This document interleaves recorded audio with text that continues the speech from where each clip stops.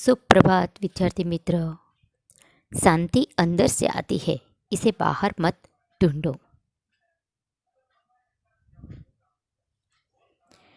आज का हमारा काव्य है 3 मत बांटो इंसान को। बहुत ही सुंदर और सुशील सा काव्य है। इसमें कहते हैं कि संपूर्ण मानव जाति एक विशाल मानव परिवार है। जो हमारी संपूर्ण जो मानव जाति है वो विशाल परिवार है। सभी मनुष्य एक समान है। प्रकृति ने सबको एक जैसा बनाया है। वह सबके साथ एक जैसा व्यवहार करती है। परंतु यह बड़े दुख की बात है कि लोगों ने आपस में भेदभाव की दीवारें खड़ी कर ली है। इन्हीं भेदभाव के कारण दुनिया में अनेक प्रकार के संघर्ष होते हैं। प्रस्तुत कविता में कवि ने हमें सभी भेदभाव भूलकर मिलजुल कर रहने की सीख दी है। तो आइए हम अपने काव्य पे जाते हैं। सबसे पहले आता है कवि परिचय। हमारे कवि है विनय महाजन। इस कविता में विनय महाजन जी ने मनुष्य को मिलजुल कर रहने की प्रेरणा दी है। मनुष्य को किसी भी भेदभाव में नहीं पड़ना चाहिए। हमें सभी भेदभाव को भुलाकर एकता की दृष्टि से इस संसार को देखना चाहिए। यह प्रकृति भी हमें निरंतर यही उपदेश देती है। इस कविता में एकता, मिलजुल कर रहना, समानता आदि मूल्य समाविष्ट है।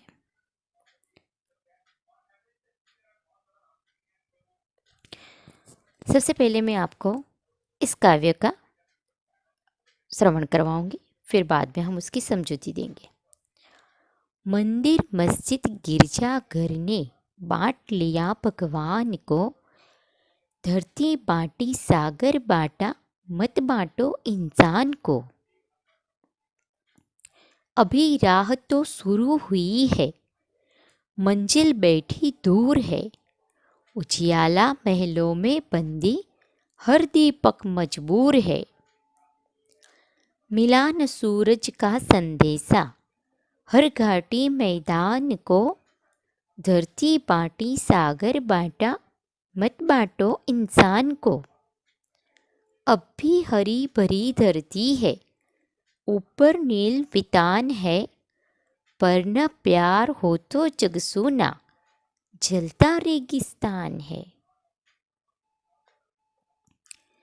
अभी प्यार का जल देना है, हर प्यासी चट्टान को, धरती बांटो, सागर बांटा, मत बांटो इंसान को।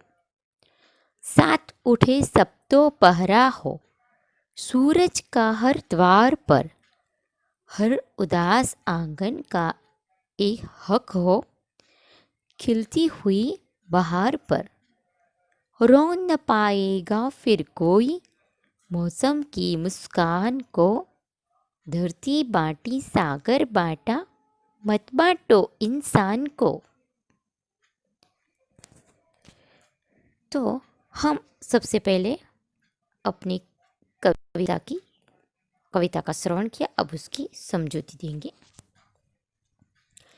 यहाँ पे मैंने कुछ हमारे धर्म के प्रतीक भी दिए हैं, जिसके माध्यम से हर धर्म की पहचान भी हो सकती है।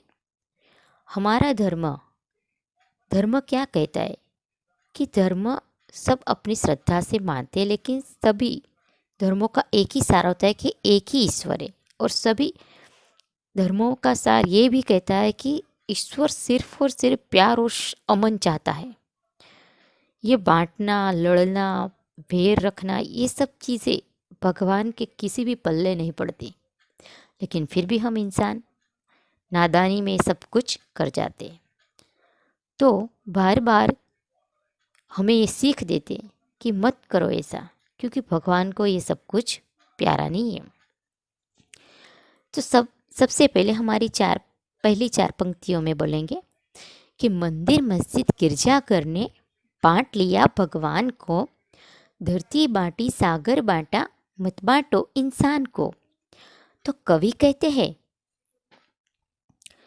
कि दुनिया के लोगों से कहते हैं कि भगवान तो सबका एक ही है, परंतु तुमने क्या किया? भगवान ने आप तुम्हें यहाँ पे भेजा और तुमने मंदिर, मस्जिद, गिरजाघर आदि अलग अलग पूजा घर बनाकर भगवान को अलग अलग बंटवारे में बिठा दिया। इसी तरह अलग अलग देश बनकर धरती की भी बांट ली, धरती के भी टुकड़े टुकड़े कर दिए, सागर के भी अलग अलग हिस्से बनाकर उस पर अधिकार कर लिया और उसको भी बांट लिया। अब कम से कम एक इंसान का बंटवारा तो मत करो। अब इंसान तो इंसान ही है, फिर भी सब एक जैसे, दो आँख है, एक नाक है, मुंह है, दो कान है, हाथ है, दो दो पैर है, एक सर है, तो फिर इंसान तो एक ही हुआ ना, तो फिर उसको क्यों बांट देते हो? तो कवि कहते हैं कि मत करो ऐसा। सब कुछ तो तुमने बांट लिया, लेकिन अब एक इंसान को तो छोड़ो, अब उसको मत बांटो, ये बंटवारा अब तुम बंद करो। ये प्रथम 4 पंक्ति में कवि कहते हैं।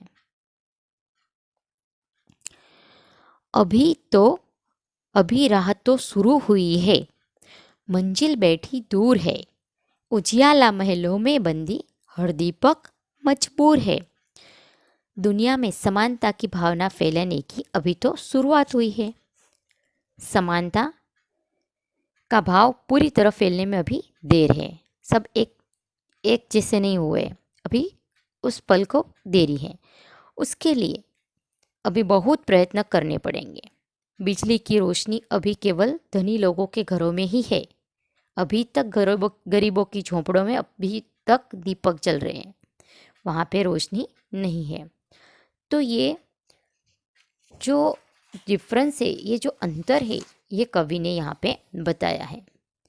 तो वो कहते हैं कि अभी राह शुरू हुई है, अभी उसकी मंजिल पाने की बहुत बाकी है। इसीलिए तुम ये अपने बंटवारे की बात छोड़ दो, सबको एक साथ जुड़ने की बात करो। मिला न सूरज का संदेशा हर घाटी मैदान को, धरती बांटी सागर बांटा मत बांटो इंसान को।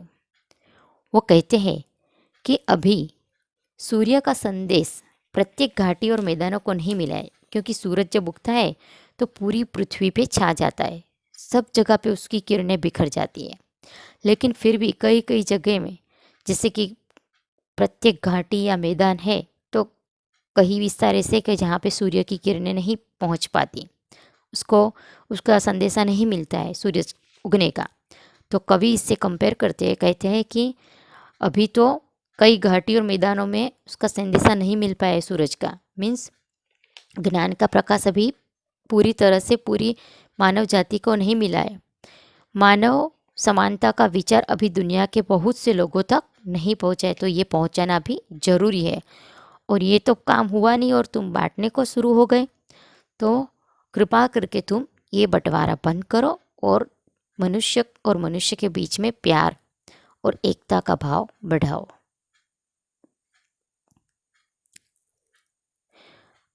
अब भी हरी भरी धरती है,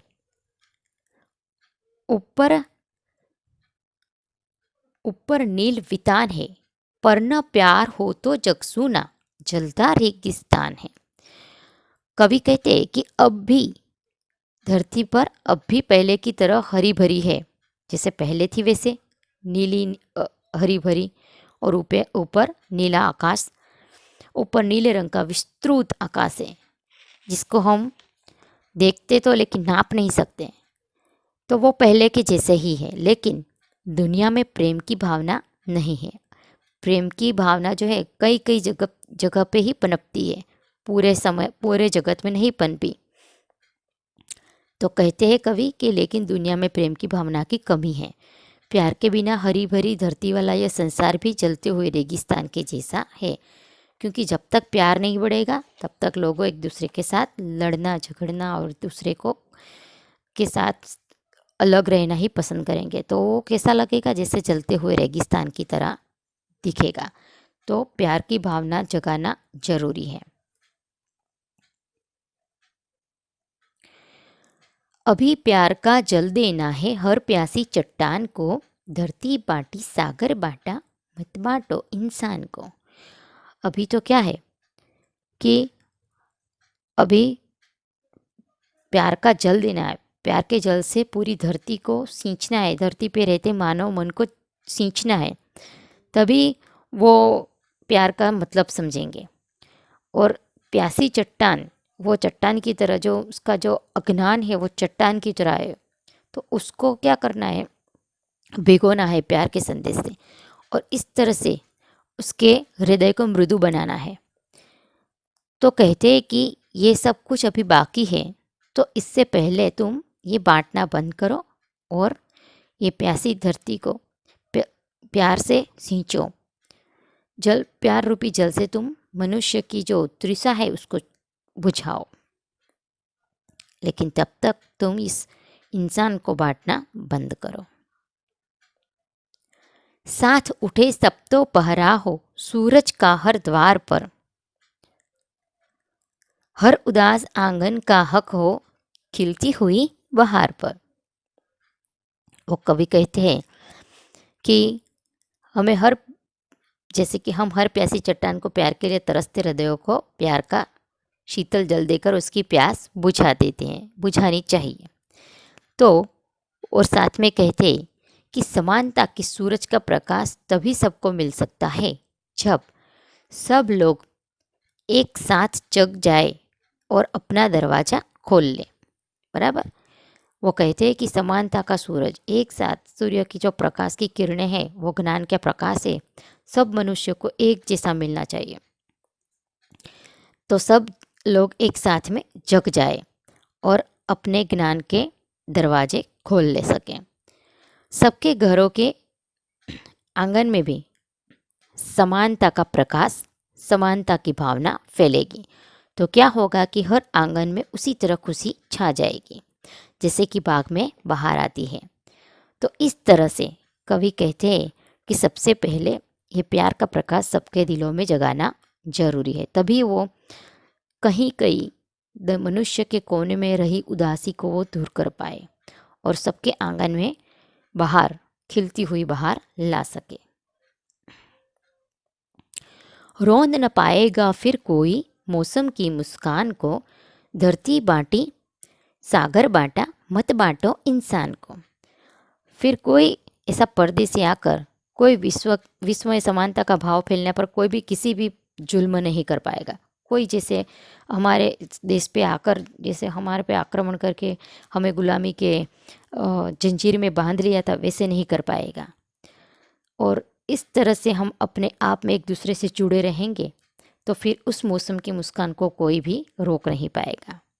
इसलिए कवि कहते हैं कि धरती बांटी सागर बांटा, लेकिन इंसान को मत बांटो, बंद करो ये बंटवारा और एक दूसरे से जुड़ो, प्यार करो, एकता में रहो, ताकि सब खुश रह पाए और कोई बाहरी आदमी उसका कोई गिरलाप ना उठा पाए। अभी हमारा काव्य यहाँ पे ख़त्म होता है। इसकी PDF मैंने दे दी है, उस तरह से आप उसका क्वेश्चन आंसर्स लिख लेना। ठीक है, धन्यवाद।